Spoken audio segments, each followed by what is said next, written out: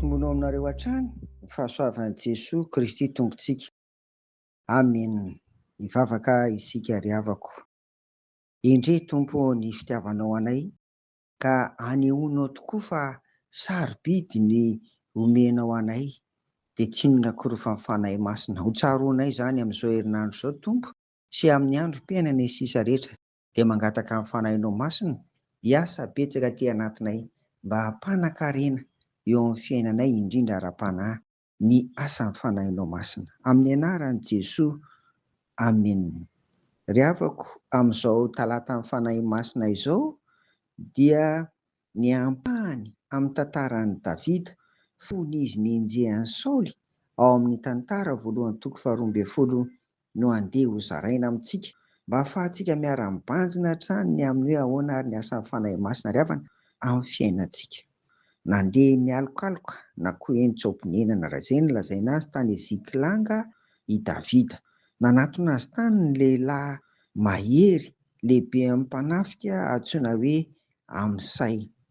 Dia andao ary havana ho jerentsika izay voarakitra ao amin'ny tantara voalohany toko faharoa ambin'ny folo andininy fahavalo ambin'ny folo ny amin'izay nataony'ity lehilahy mpiady tena gereo ny fiteny azy ary kinga sy havanana amin'izany. Nanana Elita mpiara-miady aminy koa 30 lahy izy. Andinga vakiantsika amin'ny anaran'i Jesoa izay izany. Ary Amsay lehibe mpanafika malaza dia nampiteneniny fanahy hoe anao ry zahay ry Davida fa miandany aminao ry zanak' Jese, fiadanana, eny fiadanana anie ho anao ary fiadanana anie ho an'izay manampy anao, fa Andriamanitra ao no manampy anao. Dia noraisin'i Davida ireo ka notendreny ho mpifeny miaramila. Amen.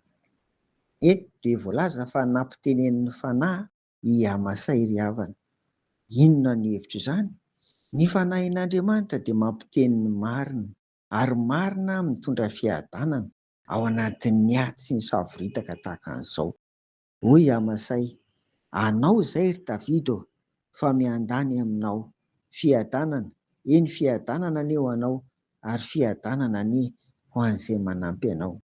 Dia noraisin'i Davida izy ireo mba hanamafy sy hambatanjaka ny tafika nentin'ny ry havana.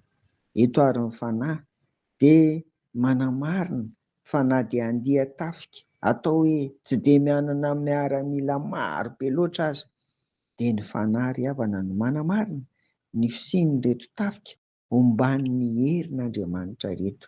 Mampiteny ny marina ny fanahy. Amen. Hivavaka isika. Tompo dia misaotra anao izay fa misy olona ampiasainao koa amin'ny alalan'ny fanahy mba hiara-miasa, mba hiaraka aminay amin'ny ady samihafa hatrehana amin'izao fiainana izao ka ahazoana fandresena. Dia omeo izany izay ary ampio Tompo.